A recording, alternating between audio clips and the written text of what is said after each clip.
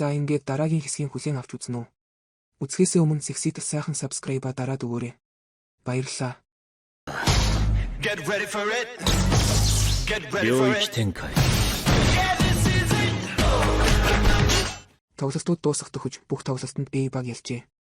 Сүүлийн тоглолтод Рин Шидов 2 муудцаад байж ижил гол оруулаад байдаг. Бүрийн чин түрүүсэд Шидов цохих гэсэн Шидов бултаад зүрүүсэд Шидов Ринийн нүрзүү өвдөөсөд дээрээс нь нэмээд өшөглөх гэтэл Эва Шидов цахилгаан цохиулснаар зодон дуусдаг. Тэгээд 6 цагийн дараа Японы шигшээтэй тоглох бүрэлдэхүүнийг танилцуулна л гэдээ. Тэгээд Эвач Японы шигшээтэй тоглох тоглогчдод шийддэг. Тэгтэл нөгөө зөвлөх өвгөн залгаж таарна.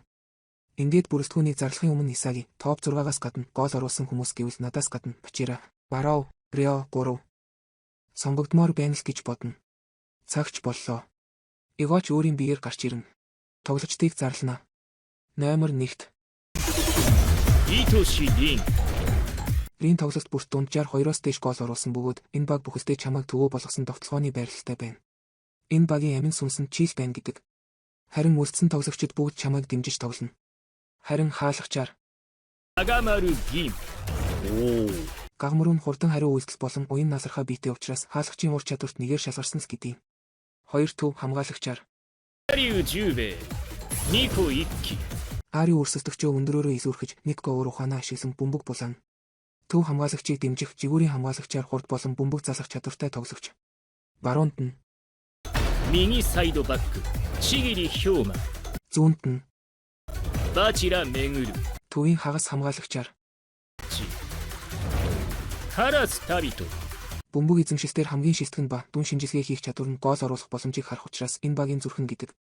Одоо харин давтлагчид жигүүрээс өрсөлдөгчийнхөө хамгаалалт дундуур зүсэн ордог жигүүрийн байрлалт. Отоя Эта. Жус.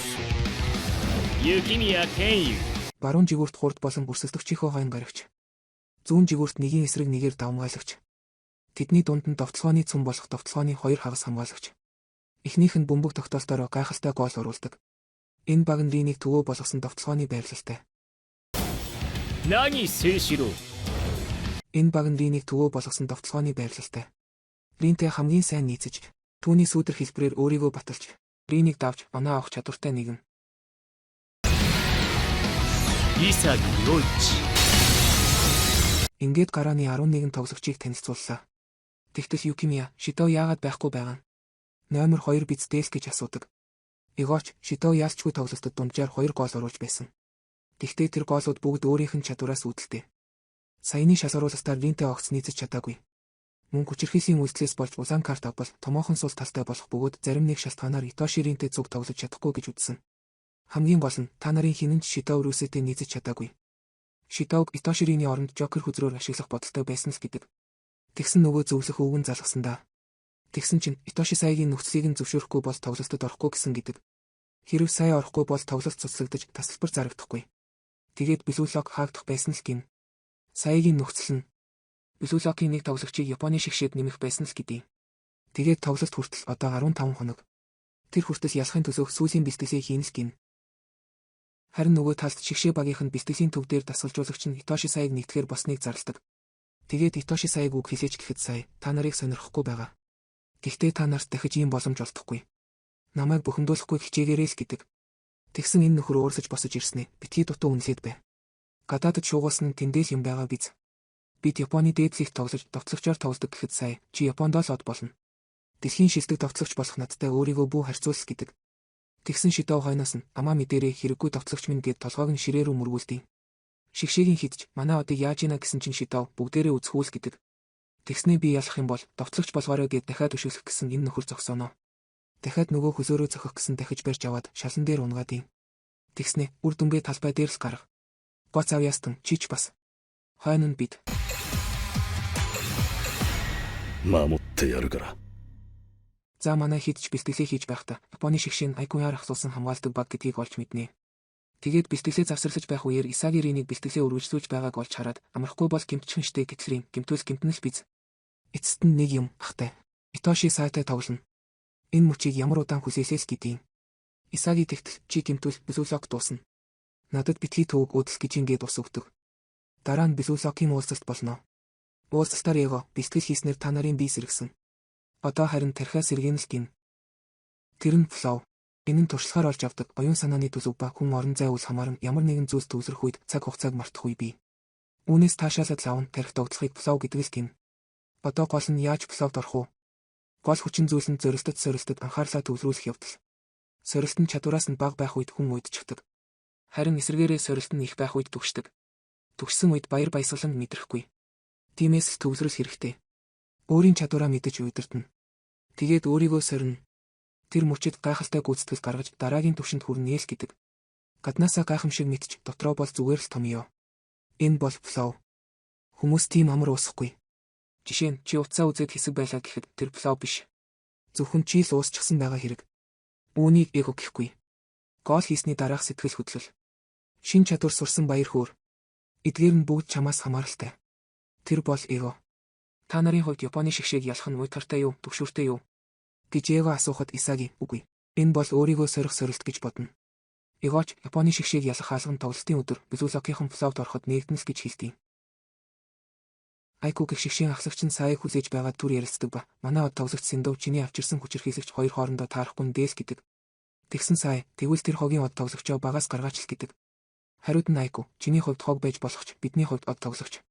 Тэгээд од тоглогч нь тоглохгүй гэвэл нөгөө хідэн ч бас тоглохгүй гэв. Энэ тоглолт цуцлагдаж магадгүй болчиход л гэдэг. Хинч тоглолт цуцлагдахыг хүсэхгүй шүү дээ. Шитоог гаргалгүй биднэр хожуулаач л гэдэг. Тэгсэн сая багаараа тэгж зөвлөлтөө юу эсвэл холбооны хідүү гэж асуудаг. Тэгсэн мань нөхөр 99% нь бидний юу хийж чадахыг чамд харуулах гэсэн миний хувиа хичээсэн тал. Харин 1% нь ахлагчийн хувиар л гэдэг. Саяж зөвшөөрнө үү? Тэгчгээд би л та нарыг шалгаж байгаа. Гүйцэж чадахгүй бол би гарна шүүл гэдэг. Гадуур хүмүүс ч Безүлок гэж ёстой дуулаагүй юм байна. Тэглэж шигшээ баг дээр нь бүр нэмээд Итоши сая хожигдно гэж байхгүй л гэж ярилццгаана. Энэ үеэр Айку гүйж байгаад амарна. Амрангаа өмнөх амьдралаа бодох ба Айку тасгалжуулагчдаа миний тогломоор байгаа хөлбөмбөгийг тоглуулаач л гэдэг. Тэгтэл болохгүй ээл гин. Онцгой бие бэлтрээ ашиглаад багийнхаа төлөө бөмбөг хадгалагчаар тоглоол гэдгийг дурснаа. Ринч бас өмнөх явдлаа бодох ба багтаа ахтайгаа зүг явж тоглохыг нь харсаар байгаад хөлбөмбөг тоглодог болсон бололтой. Тоглолтын цагч ойртож хүмүүс ч цэнгэлдэх хүрээлэнд орж ирнэ. Тэгсэн Исагигийн аав ээж хоёр үзэх гээд ирсэн байлаа. Бүгд л Японы шигшээг ялна гэж бодож байлаа. Тэгээд гэрэл унтарч танилцуулга гарч ирлээ.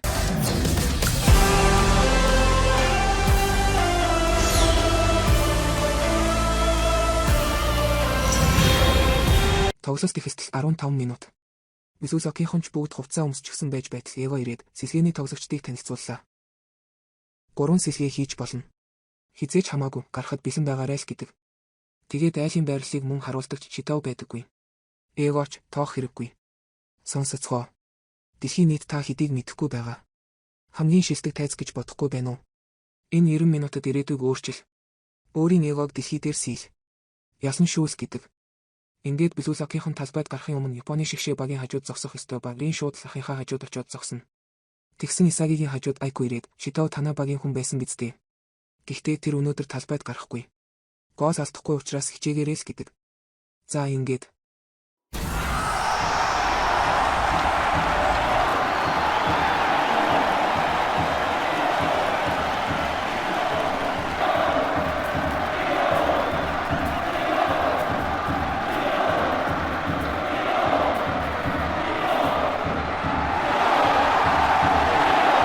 За ингээд бүгд байраа эзэлсэн байх ба тоглолт эхлэхэд бэлэн болжээ. Исагич хизээж төсөөлж байгаагүй дүр зураг байна. Энэ олон хүмүүсийн урд хэр сайн тоглож чадах бол гэж бодно. Тэгснэ үгүй ээ. Өөртөө л төвлөр. Энэ тоглолтод автах болно л гэж боддог. Тэгснэрийн Исагиг зогсноо юундаа яагаад байгаа нь л гэхэд Исаги тоглож чинь л гэдэг. За ингээд Безүлокийнхэн бөмбөг гаргаснаар тоглолт эхэлнэ. Исагич бөмбөгтэй байх ба урд нь сая ирэх үед Рин Наги Исаги гэсэн дараалсаар гурвалжин үүсгэж гардаг. Үндсэн байрлалын хувьд 4-5-1-ээр байрлалаа эзэлнэ. Гэхдээ хамгаалах үед Карасу Табито буцаж 3 хүний хамгаалалт үүсгэнэ. Харин довтлох үед 3-6-1 гэсэн байрлалд орсноор хинч хаанаас ч гол оруулах боломжтой байрлал гэсэн байдیں۔ Тэгээд Чигири, Бачира 2 урагш довтлоно. Исагич тэднийг гайхах хооронд давуу талтай болно гэд Бачира руу дамжуулдаг. Бачира дээр Хаята Хару гэх нөхөр ирж хамгаална. Бачирач гэд хуураад явна. Тэгчгээд одоо хаалганы урагш дамжуулна гэд харж байтал Исагиг харан хоёулаа Японы шигшээг буусгаж авъя гээл дамжуулдаг. Исагич хоёулангийнх нь тоглолт тэднийг дундуур нь хуваана гэтэл.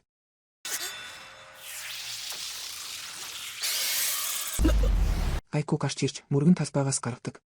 Исаги бүр гайхастай. Тоглогчдын байрлал. Миний хурд бөмбөгний чиглэлгээд бүгдийг харж байгаад секундын дотор рефлексээрээ хөдлөлөө. Харааны талбар, тархи, биеийн чадвар. Ямар гээчийн үзүүлэлт вээс гэж гайхнаа. Айку Исагид хүмүүс товтлогч нарыг хулгайч, хамгаалагч нарыг цагдаатай харьцуулдаг. Харин намайг эргүүлд гарч байхад гол хулгайлуулахгүй шүүл гэдэг. Тэгээд Исагич шигшээгийнхэн ч өөр төвшнийх юм аа. Намайг сорих хүнийг олчихлоо. Тэр бол намайг фловд хөтлөх ханас гэж боддог. Тэгснэ оролдоод үзэлтэй цагдаагүй. Хүзүүвч зүйлгсэн дээр байлгүй л гин. Чигэрэж хажуугаас Исаги руу гаргаж Исаги цааш рин рүү дамжууллаа. Тэгсэн ч Айку байгаа болохоор гол руу орж чаддаггүй. Тэгээд хоёр дахь сонголт болох баруун жигүүрээс Отая зүсэж орохоор хөдөлдөг. Тэгсэн энэ дараагийн Мираку гэх лам шиг нөхөр би харж байна шүү. Талбайд урт тал болон хойд тал гэсэн хоёр хэсэг бий. Урт талд зогсон бөмбөг авах нэгэн болон хойгуур гитэж гол оруулах гэсэн сүудэргээд Отаяг огт суус гаргадаггүй. Ринч Исаги руу араагаас олъегээд дамжууллаа. Исагич бөмбөгийг аван нөгөө жигүүрсүү Юкимия руу дамжууллаа. Тэгэхэд Юкимия дээр нэр үдбэ гих цагаан үстэй нөхөр ирнэ. Юкимияч хуураад гарахад өнөөхөн дагаад хүрээд ирнэ. Нэр үдбэн хурдны төрлийн хамгаалагч байжээ. Юкимия мултрах гэж оролцсон ч чаддаггүй. Тэгээд бөмбөгөө алдчихнаа. Алдсан бөмбөгийг Нагич очиод авахад ард нь шууд Нио Казума гэх амар нөхөр ард нь ирээд наалтчихдаг. Нагич бүр хөдөлж чаддаггүй. Тэр хооронд Айку 90 бөмбөгийг нь булаадаг. Эднэр бол Японы шигшээн 4 төмөр хан. Айку шууд Сай руу дамжуулна. Сайж бөмбөгийг залаад довтлоход чигэр ирлээ. Бачира дайрах үед чигэрийн хамгаалалтад орсон байжээ. Тэгээд зогсооно гэдэг Сай шууд холын дамжуулт хийнэ. Бөмбөгч Чоу Кинто гэдэг нөхөрт ирнэ. Бөмбөг эрэхтэй зэрэгцэн ари өмнө ирдэгэ. Тэгсэн Чоу шууд хажуу тийш Кицүн Зато Тэрүү гэдэг нөхөрлөө дамжуулахад Карасуч мөн адил ирнэ. Тэгтэл Кицүнэ бүр буцаагаад Сай руу дамжуултыг. Сай дээр Никоч ирнэ. Никоч зөхиөлөхгүй шүү.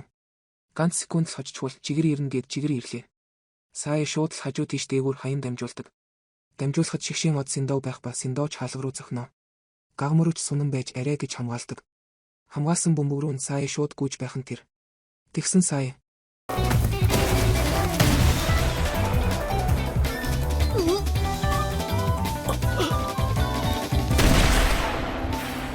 гээл оруултын. Ингээд Японы шигшээ ихний голыг авснаар 1-0 болдгоо.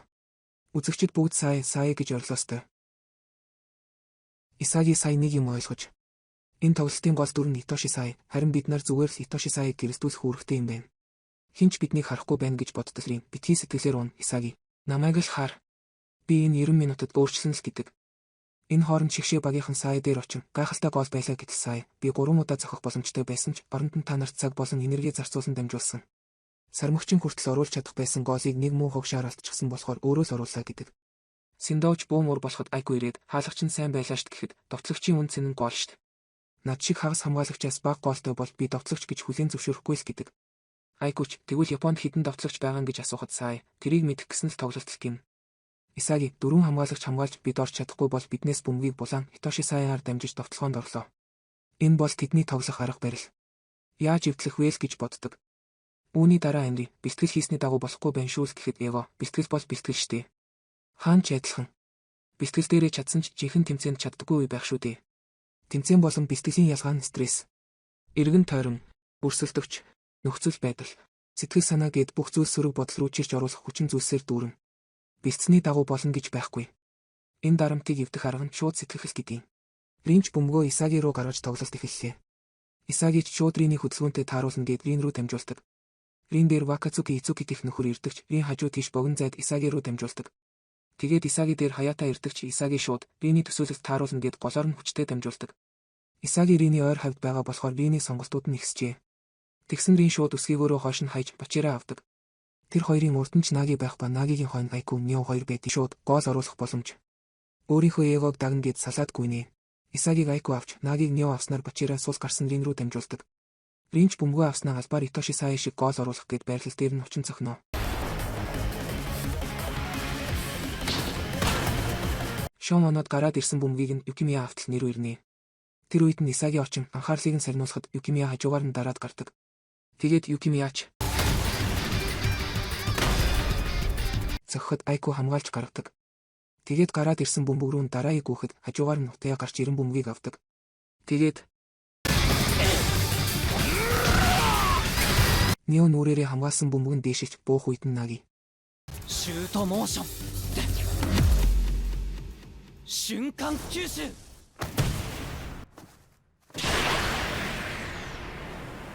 はじめまして日本俺が凪誠志郎だ гэж оруулдаг.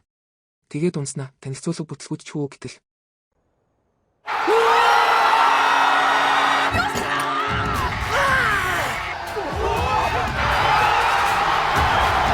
Айкуч бүгд гол оруулах тухай бодох юм. Энэ бисүлок байх нь ээлж гэдэг. Наги дээр чигэрийн Исаги 2 очиж дарж унгаана. Ингиж нэг Наги оруулснаар тоглолт 1-1 боллоо. Амри яагаад гинэт давталгаа бүтчихвэл гэтлээго биений хийсэн үйлдэл бүхний эхлэл байсан. Тэд өдийг хүртэл сонгон шалгаруулалт дээр юмсыг шууд сэтгэж хийсээр ирсэн. Зорилготой хүрэх зам төлөвлөснөөр болдоггүй. Ном сурах бичгийн хариултууд бодит байдал дээр онлоос цаашгүй. Төлөвлөснөөр болохгүй үед сандарч шалтгаан хайж эхэлдэг. Энэ бол ялагдагчийн сэтгэл зүй. Ялагч нь зорилгоосоо ухралгүй зорилтыг даван туулдаг. Зорилготой хүрэхийн төлөө хичээсээр байвал тэр нөхцөл байдал шин сорилт болдог. Бисүлокт санаачлаггүй тоглогч хэрэггүй. Өөртөө сорилт хайдаг эгоист хэрэгтэй.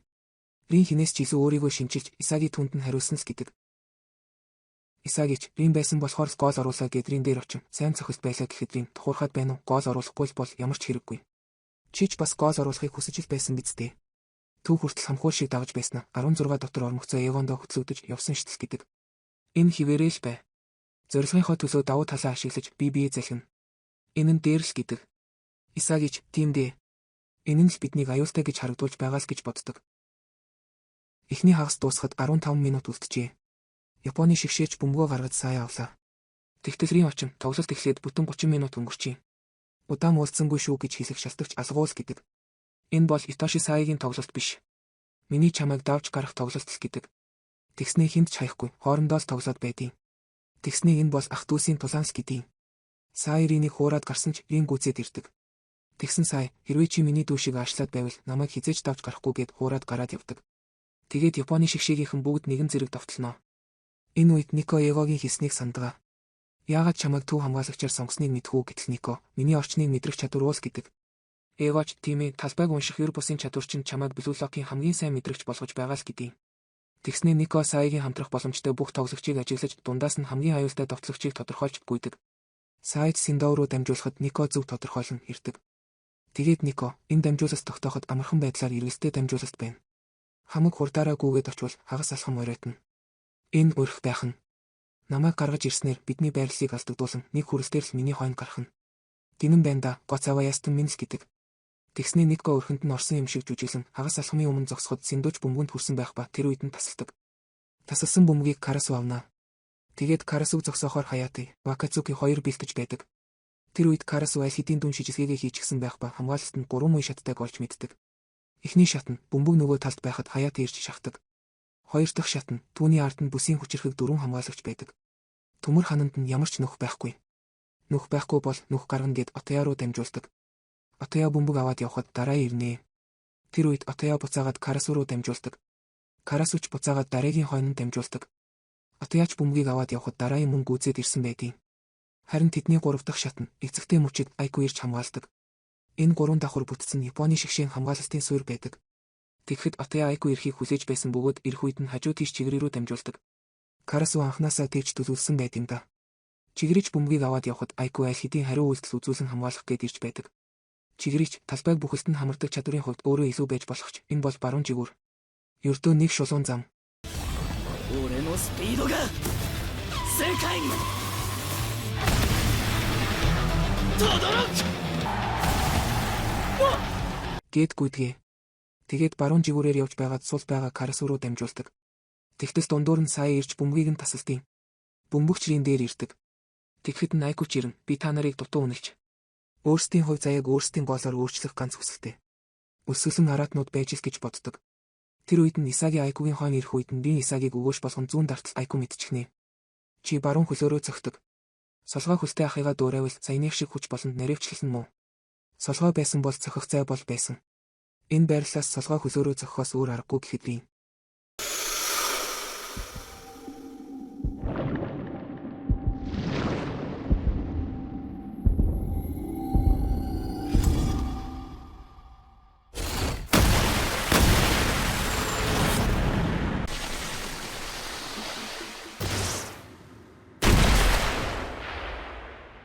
гэж баруун хөсийнхөө гадраар цохиж оруулна. Ингээд 2-1 боллоо. Исаги Чринийг очоод тэврэх гэсэн рийн холдоод эхний хагас дуусахад 5 минут үлдсэн. Би төлөвлөгөөндөө орно л гэдэг. Нөгөө талд Сая Синдовд хандан хит алдах гэв. Гол оруулах үедээ оруулахгүй бол ийм л юм болно. Голоо оруул. Ясагдвал тэд Японы шигшээ баг болно биздээ. Надад ч хамаагүй л дээ гэж хэлээд яваад өгдөг. Айкуч үлдсэн минутад бүхнээ гаргацгаая л гэдэг. Японы шигшээ бөмбөгөө гаргаснаар тоглолт үргэлжилжээ. Японы багч товтлогчоо нэмж Итоши Саяыг төвөө болгон богино дамжуулалт хийж байлаа. Тэгээд Сая Кицүнэ рүү дамжуулахад Бачира хамгаалж байдаг. Тэгээд тэр үед нь Исаги ирж шахдаг. Блусокийн бие төлөвлөгөө нь урд ганц нагийг үлдээж үлдсэн тоглогчид бүгд хамгаалалтанд оролцох байлаа. Кицүнэ ч хажуу тийш Чов руу дамжуулна. Човч цохих үед нь Никко ирж гуснаар гагмарууд хаахад амар болж хаалаа. Цагч дуусаж шүүгчийн мэдлийн 1 минут сунглаа. Гагмаруугийн хаасан бөмбөг Сая дээр ирэхэд Бачира Исаги 2 очиж хамгаалдаг. Тэгтэл Сая нэг баруун дарснаа үсгэж тэр хоёрын голоор гараад явчихна. Тэгж гарчхаад гол руу дамжуулдаг. Бөмбөгч Синдов дээр ирэх явцад Синдовгийн араасрын ирнэ. Ийм дамжуулалт өгчхөд дэлхийн шилдэг гэх юм. Битгий тэнэгтэд бай гэд бөмбөгийг нь өшөөлдөг. Тэгээд өшөөлсөн бөмбөг нь Сая дээр ирэхэд чи ч ядаргаатай дүү юм даа гэд зогтөг.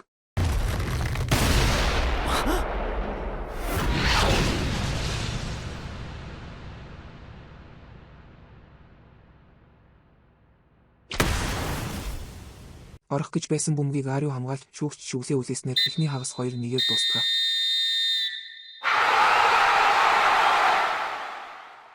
Энэ хүртэл үзсэн та бүхэндээ баярлалаа. Саба дараагүй бол саба дараарай. Ингээд дараа 7 хоногт дахин уулзцгаая.